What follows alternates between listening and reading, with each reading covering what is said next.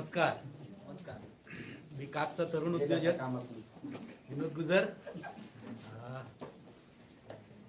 आज आनंद पण भरपूर आहे, कारण की आपण चित्रपट सृष्टीत पदार्पण करतोय. त्याच्या अगोदरच आपल्याला पोचपावती मिळाली आहे दादासाहेब फाळके पुरस्कार, ज्यांनी चित्रपट सृष्टीमध्ये म्हणजे भारतात ज्यांनी चित्रपट म्हणजे पहिला बोलपट ज्यांनी सुरू केला, अशा माणसाच्या नावाने आपली चित्रपट सृष्टी संपूर्ण भारतात चालते. त्या माणसाच्या नावाचा गौरवाचा पुरस्कार आपल्याला हा म्हणजे ते बिगिनिंग सुरू होण्याच्या अगोदरच मिळतोय. म्हणजे ही सर्वात मोठी एक पोचपावती आहे की जसं मगाशी काळे सर म्हणाले की सामान्य जनांमधून, सामान्य लोकांमधून ह्या इंडस्ट्रीमध्ये प्रवेश करणं आणि तिथे टिकणं आणि हे धाडस कसं सहजासहजी करणं असं कोणाच्या बसची बात नाही आहे. पण ती काकच्या मार्फत त्यांनी जे पाऊल उचललं त्याचा आपल्याला भविष्यामध्ये खूपच फायदा होईल. आणि हा पुरस्कार म्हणजे एक शुभम भवतो आहे. एक छोटासा इन्सिडेंट ह्याच्यापूर्वी झालेला. सर नेहमी म्हणतात की पहिल्या ह्याच्यामध्ये म्हणजे पहिल्या ह्याच्यामधले कोण मित्रपरिवार असेल किंवा पहिल्या कंपन्यांमधले जे कोणी असतील, आता ही शेवटची संधी आहे की राहिलं गेलं कोणाचं काय असेल, तुम्ही इकडे प्रेमाने या, प्रेमाने मागा, प्रेमाने बोला, प्रेमच मिळेल. तुम्ही जर वाकड्या नजरेने याल, वाकड्या नजरेने बघाल, तर हा एक परिवार आहे. मी नेहमी म्हणतो कंपनी कधी संबोधत नाही. आज खुलं चॅलेंज करतोय, जेवढे पण असतील तुम्हाला प्रेमाने येणार, प्रेम मिळेल. जर आमच्या संसारामध्ये माती कालवायचा प्रयत्न केला किंवा घाण किंवा वाकड्या नजरेने बघण्याचा प्रयत्न केला तर त्याला त्याच्या भाषेमध्ये उत्तर देण्यात येईल. आणि हे शेवटचं असेल बोलण्याच्या आणि करण्याच्या कृतीमध्ये. जेवढे बोलतो हे टाय बी घालून हे ते काळे सर आलेले, हे त्यांची हे आहे. ह्याच्यात कॉलरला टाय लावल्यामुळे इथे सगळे दबलेले लोक आहेत, मेलेले लोक इथून उभरायचे याच्यासाठी इथे सगळे एकत्र आलेलो आहोत आम्ही. कोणाला डुबवायला किंवा फसवायला नाही, फसवून गेले लोक आम्हाला, पण इथे आम्ही लोकांना, डुबलेल्या लोकांना, फसवलेल्या लोकांना वर काढायचा प्रयत्न करतोय. तुम्ही जर कुठे अडकला असाल, फसाल तर तुमचं वेलकम आहे इथे. चांगल्या पद्धतीतच स्वागत होईल. नाहीतर मग नारळ हातात देतोय तो डोक्यात फोडायला कमी होणार नाही. इथं जाऊ दे, आज आनंदाचा विषय, त्याच्यावर बोलायचं नाही. शेवटची वॉर्निंग असेल, जो येईल त्याला आपटेल. आणि एक काकडे उभा नाही इकडे, इकडे हजारो काकडे. मग काकडे हा शब्द आहे ना, हा आदरार्थीच घ्यायचा, नाहीतर मग त्याला त्याच्या भाषेत उतर. जाऊ दे, आपण आपल्या प्लॅनवर येऊ. सरांनी जर म्हणतात की बँक हा जो आपला आहे ती दुःखाची बाब आहे, ही दुःखाची बाब नाही, ऍक्च्युली आपल्यासाठी हा प्लस पॉइंटच आहे. कारण की ही डायरेक्ट सेल इंडस्ट्री आहे. इकडे आपली स्वप्न जी पूर्ण करण्याची ह्याचं पूर्ण स्वायत्तता, स्वातंत्र्य ह्याच्यामध्ये कंपनीच्या ह्याच्यामध्ये सीएमडी ना असतं की ते कशी आपली संकल्पना राबवतात, त्याच्यातून लोक सामान्य जनांची स्वप्न कशी पूर्ण करतात. पण बँकेच्या सेक्टरमध्ये जेव्हा आपण येतो तेव्हा आपल्यावरती कोणाचा तरी अंकुश असतो. पण त्याच्या नियमांमध्ये राहून, त्याच्या चौकटीमध्ये राहून आपल्याला काम करायला लागतं. मग चौकटीमध्ये राहिलं तर मग जसं तो पगाराचा इश्यू येतो त्याच रेशोने आपल्याला मिळतं. आपली स्वप्न काय असतात की पगारामध्ये पूर्ण होत नाही म्हणून आपण उद्योगात येतो. मग उद्योगाच्या ठिकाणी झाला पाहिजे. आणि म्हणजे एक चांगल्या संकल्पनेतून, चांगल्या प्रयत्नातून आणि चांगल्या नीतिमत्तेतून झाला पाहिजे. म्हणजे आतापर्यंतचा जो 17-18 महिन्याचा कारकिर्दीचा प्रवास आहे जो, त्याच्यामध्ये सगळ्यांना ते चांगलेच आहेत. आता सरांनी जसं मागाशी पण म्हणाले की ते जे तुम्ही युट्यूब आणि ह्याच्या माध्यमातून तुम्ही जे म्हणजे जो रेशो सांगितला की 40,000 कस्टमर आणि 4-5 हे, आता पण आव्हान करतो की बाबा म्हणजे एक तर लोकांना समजत नाही की काय चाललंय, आपल्याला काय मिळतंय, कशातून मिळतंय, लोक रिॲक्ट होतात. इथे काय व्याजाचा धंदा नाही खोललाय.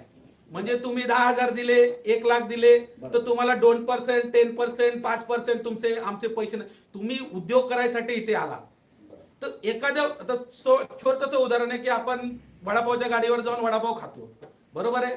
तो वडापाव विक्रेता त्या वडापाव बनवण्यापासून पाव खरेदी करण्यापर्यंत जी चटणी, मीठ, मसाला आहे त्याच्यामध्ये पहिला तो आपलं भांडवल लावतो. किती ग्राहक त्याच्याकडे येणार आहेत हे त्याला पण माहित नसतं. एका दिवशी कसं होतं, ग्राहक जास्त होतात, त्याच्याकडे माल कमी असतो. बरोबर, म्हणजे आलेली नंतरची ग्राहक परत जातात. पण कधी दुसऱ्या दिवशी तो काय करतो की माल जास्त बनवतो पण त्या दिवशी ग्राहक कमी येतात. बरोबर. म्हणजे त्याचा जो प्रॉफिट आणि जो रेशो आहे त्याच्यातून तो आपला नफा ठरवतो. मग तसाच भाग येते की तुमच्याकडनं घेतलेले जे पैसे ते आपण उद्योगधंद्यात वापरतोय. मग ज्या महिन्याचं जसं टर्न ओव्हर त्या हिशोबाने आपल्याला आपल्या आपल्या म्हणजे अर्थ म्हणा, मर्क्युरी म्हणा, त्या पद्धतीने पेन्शनचं डिवायडेशन होतं. मग तुम्हाला एक तो व्याजाचा धंदा करायचा असेल तर तुमचं इथे वेलकम आहे आणि तुम्ही तुमचं जे काय भांडवल ठेवलेलं असेल ते स्वखुशीने घेऊन जावं. पण तुम्हाला जर आपल्या ह्याच्यात आपण संसार म्हणतो किंवा कुटुंब म्हणतो, जर कुटुंबात बांधायचंय, वावरायचंय किंवा आपण जो काय आपला निधी लावलाय तो कुठंतरी कसं आहे की अरे कोण डायरेक्ट प्लॅन करत नाही की झाड उपटतं आणि लावतं की खा फळं. कुठंतरी ते बी पेरावं लागतं. ते कुठं शेतकरी जर हे असते तर त्याला माहिती आहे की बी बियाणं आपण विकत घेतो आणि त्याच्यानंतर पेरतो. ते वरती येईल की किती 100 बियांमधल्या किती बिया रुजून येतील ते कोणाला माहित नसतं. मग तशाच पद्धतीचा बिझनेस आहे की आपण जे पैसे किंवा आपलं जे आपल्याकडचं जे भांडवल आहे ते आपण एखाद्या व्यवसायात लावतो. त्या व्यवसायाचं झाड फुलवायला जो त्या खुर्चीवर बसलाय त्या झाडाची मशागत करायला त्याला माहिती असतं की खटाटोप होतो. कोणाला देणार नाही असा शब्द कुठूनच येत नाही. पण ते कुठून येतंय, कसं बनतंय, त्याच्यात आपलं योगदान काय करता येईल ह्याच्याकडे कोणच लक्ष देत नाही. माझं येऊ दे फक्त. म्हणजे ही मानसिकता जी आहे ते सर नेहमी म्हणतात की ही बदलली पाहिजे. योगदान करा, योगदान करा, सहयोग करा. मग त्या पद्धतीने आपलं पण सहयोग झाला पाहिजे. आपण विचार केला पाहिजे की लॉकडाऊनच्या परिस्थितीपासून ते आतापर्यंत आपल्याला जेव्हा मिळत होतं तेव्हा आपण भरभरून धावत होतो. पण ह्या बसलेल्या काळामध्ये 100% पैकी एक 60% 70% लोकांना तर काय ना काय गेले. मग ते कुठे? मग त्या लोकांनी आपलं योगदान करायला नको का? आपण म्हणतो आपल्याला कंपनीकडनं पाहिजे फक्त, मग कंपनीला काय द्यायला नको का? हीच तर ती वेळ आहे की ज्या वेळेला डगमगतीची परिस्थिती असते त्यावेळेला आपण त्याला आजूबाजूने टेकू लावतो. म्हणजे ते कुठंतरी हलू नये, पडू नये किंवा पडणार तर नाही, कारण की त्याच्यासाठी कणखर लोक पण या कंपनीमध्ये आहेत. पण जे तुम्ही योगदान करू नाही शकत तर तुम्ही योगदान नका करू, पण दुसऱ्यांना डिवचू नका. तुम्हाला सगळं मिळणार, पण एक थोडा वेळ द्या, पेशन्स ठेवा. हा धंदा आहे. जर त्या वडापाव विक्रेत्याने जर ठरवलं की बाबा आज काल माझ्या धंद्याला जास्त आले, आज मी जास्त मटेरियलने जास्त माल बनवला आणि आज ग्राहकच नाही आले, अरे आज ग्राहक नाही आले, माझा माल फुकट गेला, मी आता उद्या धंदा कशाला लावू? मग त्याचं चालेल का पुढे? पेशन्स नावाची गोष्ट आहे ती सगळ्यांनी बाळगली पाहिजे. आणि तशा पद्धतीने उद्योगात, नाही तर मग जावा 8 ते 9 नोकऱ्या करा. मग शेवटच्या यायला काय नाही, मग कुठंतरी आपलं व्याजाने पैसे काढा, त्याचं व्याज फेडत राहा. पण इकडून तुम्हाला काहीतरी चांगलं मिळणार आहे तर ते तुम्हाला थांबायचे हे नाही. तर एवढंच आव्हान करेन सगळ्यांना की थोडेसे पेशन्स पाळा. लॉकडाऊनच्या परिस्थितीतून आपली कंपनी उघडून जर एवढ्यावर येऊ शकते तर या पुढच्या येणाऱ्या 6 ते 7 महिन्यामध्ये आपण कुठे असू? सगळ्यांना मी या माध्यमातून हेच आव्हान करतोय की आपलं छोटं मोठं काय होईना योगदान करा. पहिले तर 10,000 होते, आता 5,000 रुपये आहे. इथून पण मी सांगतो की जेवढ्या लोकांना बिलं गेली आहेत, आपण म्हणतो बिल नाही आलं, बिल नाही आलं, बिल नाही आलं, काही ना काहीतरी त्याचं टेक्निकल प्रॉब्लेम्स असतात. पण जेवढ्यांना गेले त्यांचा परतावा कोणी केला? कोणी एकाच्या घरात 2 कार्ड असतील, 3 कार्ड असतील, जर बिलं गेली आहेत मग त्याच्या मल्टिपल मध्ये त्याने आपल्या आईबाबांचं, आजी आजोबांचं किंवा मुलांचं कार्ड काढलं का? बरोबर, काढायला पाहिजे होतं ना, कारण पुढे कंपनी पासून आपल्याला बेनिफिट्स पाहिजेत. मग कंपनीला आपण आपलं हे द्यायला नको का हातभार? कंपनीने लॉकडाऊन मध्ये आपला विचार केला, कारण की ही जी बिल संकल्पना आहे ती आपले शॉप्स ओपन होणार होते किंवा टायअप जेव्हा होणार होतं तेव्हा हा पार्ट चालू होणार होता.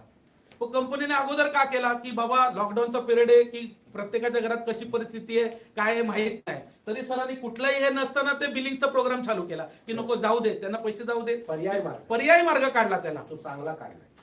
तो पर्याय मार्ग चांगला काढला, पण त्याचं लोक उलट्या पद्धतीने घेतात. त्या विषयावरती कुठे, कारण की आपल्या रिचार्ज कार्ड मध्ये 11,000 रुपये आहेत. पहिले जे जुन्यांचं बोलतोय मी की 11,000 रुपये आहेत, तर 2 महिन्याला 5-5 हजारची तुम्हाला लिमिट आहे आणि वर्षभराचा कालखंड आहे. तर समजा या महिन्याचं बिल जर थकलेलं आहे किंवा आलं नाही की कुठल्याही ना कुठल्या कारणाने की नाही द्यायचं, असं की तुमच्याशी काय वैयक्तिक दुश्मनी नाही किंवा कंपनीचं जे ऑपरेटिंग करतात ते तुम्ही काळे का गोरे ते ओळखत पण नाही, पण काय ना काय टर्म्स अँड कंडिशन किंवा तुमचं काय चुकी झाली असेल किंवा कंपनीकडनं काय चुकी झाली असेल त्या ह्याच्यामध्ये किंवा टायपिंग एरर आला असेल तर तुमची बिलं कुठेतरी थांबली असतील.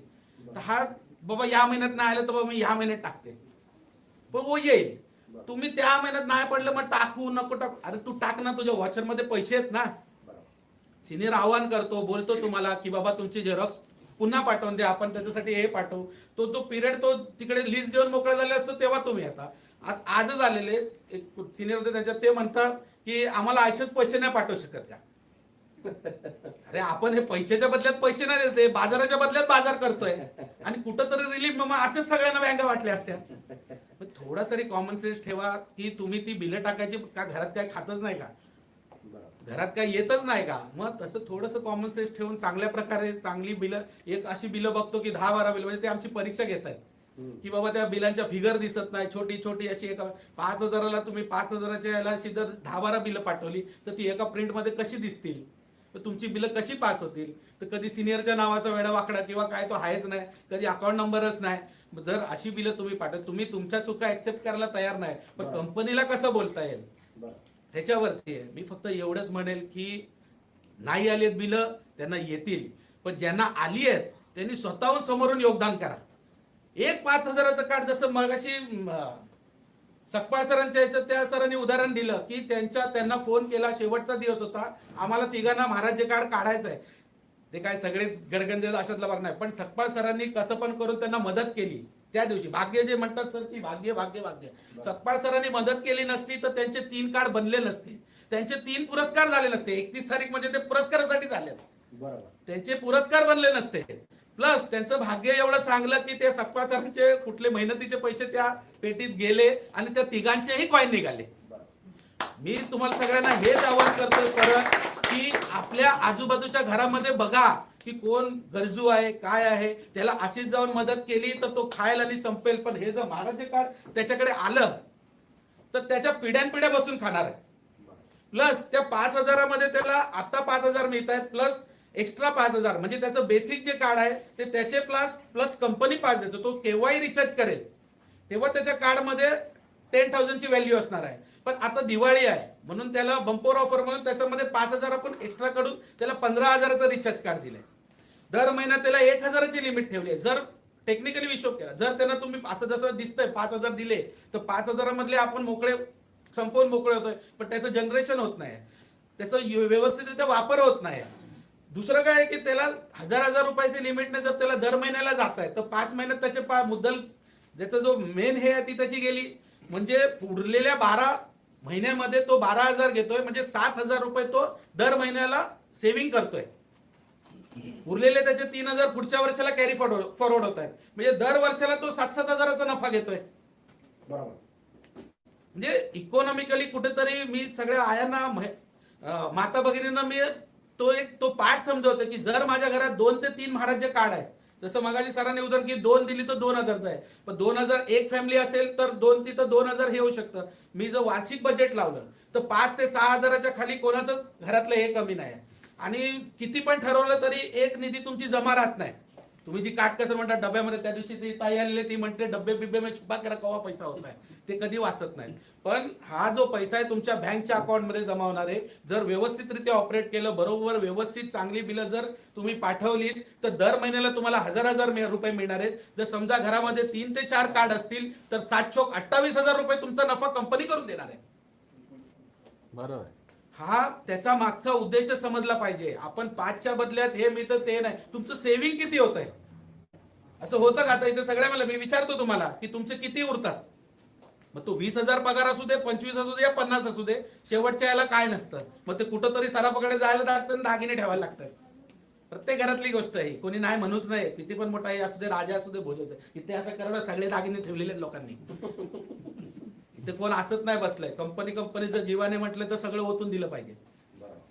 मग तशा पद्धतीने थोडा विचार करा. आता पण संधी आहे 31 तारीख पर्यंत की त्या कस्टमर बेस गेल्यानंतर तुम्हाला फाउंडिंग मेंबरशिप मिळणार नाही तर महाराज कार्ड विकत घ्या.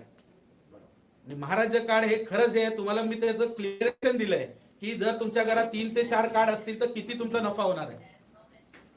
तर ह्या पद्धतीचं जे हे आहे एवढं बोलतो. आणि हा दुसरं एक हे राहिलं की जसं बँक तर गेली ती माझ्या कधी पल्ल्यातच नव्हती बँक, आणि त्याच्यात आम्ही आनंदी पण नव्हतो, कारण की ते मनासारखं झालं, आमच्या मनासारखं झालं. खरी गोष्ट आहे. कारण की जर तुमची डेव्हलपमेंट करायची आहे, कंपनीची डेव्हलपमेंट करायची तर कंपनीतच त्याच्यावरती अंकुश असला पाहिजे. बरोबर, किंवा एक कमांड. कमांड जी आहे ती एका हातीत असली पाहिजे. 10 डोक्यांचं 10 ऐकलं की ते 10 ठिकाणी जातं. पण जसं सरांचं पहिलेपासूनचं जे विजन होतं की आमचं महाराजे कार्ड किंवा ट्रॅव्हल्सचा बिझनेस आणि काक माय टेस्ट हे सगळे कसे एकमेकाला रिलेटेड बिझनेस आहेत. त्याच्यात हा बँकेचा विषय आला. बँक आला म्हणजे तुम्हाला बाहेरच्यांचे हे आले, निर्बंध आले तुमच्यावरती. तुम्ही तुमच्या मनासारखं काय करू शकताय. बरोबर. म्हणजे डायरेक्ट बोलतो की बँकेचे निर्बंध आले म्हणजे तुम्ही कर्जबाजारीत होत चाललाय. पण इथे कसं आहे की तुम्हाला गाड्या घोडे जे काय मिळणार आहे, घरं विरं हे सगळी फ्री ऑफ कॉस्ट मिळणार आहे. कारण त्याच्यावरती एकाच मालकाचा हक्क आहे, तो त्याच्या मनाने देणार आहे, तो त्याच्या नियोजनातून संकल्पनेने देणार. पण बँकेमुळे आल्यामुळे हे कोणालाच काय भेटलं नसतं, बांधले हात गेले असते. पण ती चांगलीच गोष्ट झाली सर. तुम्ही म्हणताय त्याला की हा निर्णय असा आहे, पण आमच्या याच्याने तो व्यवस्थित आहे आणि त्याच्यातून तुम्ही मार्ग काढाल. आणि तरुण उद्योजक जे आपण घडवणार आहोत ह्याच्या पुढे, तर ते पण मार्ग सर काढतील त्याच्यातून काहीतरी दुसरा. ते आम्हाला 100% गॅरंटी आहे. दुसरं काय की एफडीचा जो हे आहे की जे आपल्या कंपनीच्या एफडी आहेत त्याच्यावरती बँकेने जर त्याच्यावरती जर कन्व्हिन्स बोनस ठेवायचा जरी म्हटलं असतं आपण, तर 2% 3%चा रेशो असता, 1%चा त्याच्यावरती देतात नसता आला. पण इथे तुमचा डेव्हलपमेंट व्हावी यासाठी सर बोनस प्लस हे की 10+10च्या याच्याने आपण देतोय. म्हणजे 10,000चा जर एक कस्टमरला तर 1700 रुपये आपल्याला मिळतात.